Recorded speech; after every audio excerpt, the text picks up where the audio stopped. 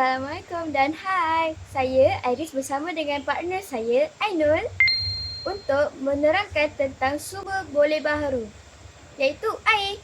Jom, saya terangkan.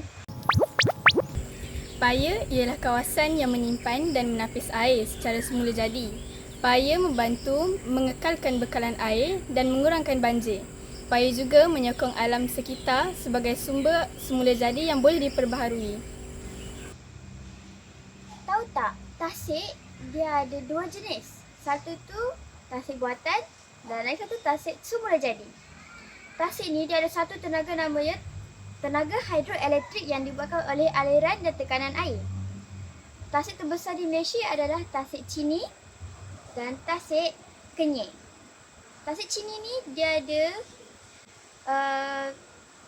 sejarah tentang naga di dalamnya, dan Tasik Kenyir adalah tasik terbesar di Asia Tenggara, kira-kira 260,000 hektar. Wow! Sungai ialah sumber tenaga boleh baharu yang digunakan untuk menjana hidroelektrik. Aliran air memutarkan turbin untuk menghasilkan elektrik. Tenaga ini bersih dan boleh diperbaharui.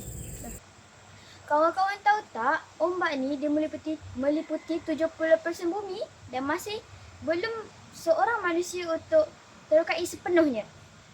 Lepas tu, ombak ni dia ada tenaga ombak yang oleh pergerakan kinetik yang daripada ombak menjadikan tenaga elektrik.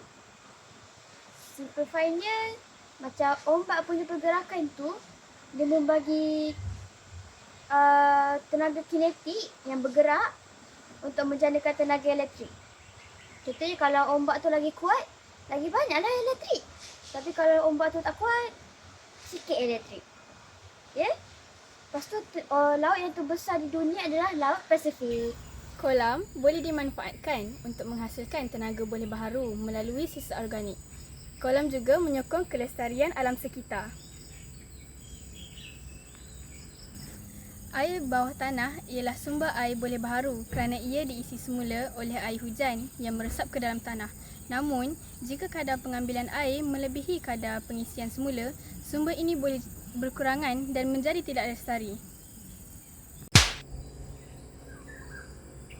Tahukah kawan-kawan, empangan menyimpan air untuk menjana tenaga hidroelektrik. Air yang dilepaskan memutarkan turbin bagi menghasilkan elektrik. Tenaga ini juga boleh diperbaharui. Sekian sahaja pembentangan daripada saya dan kawan saya, Iris. Terima kasih kerana sudi meluangkan masa untuk menonton dan memberikan perhatian. Saya berharap perkongsian ini dapat menambah pengetahuan. Sekian, terima kasih.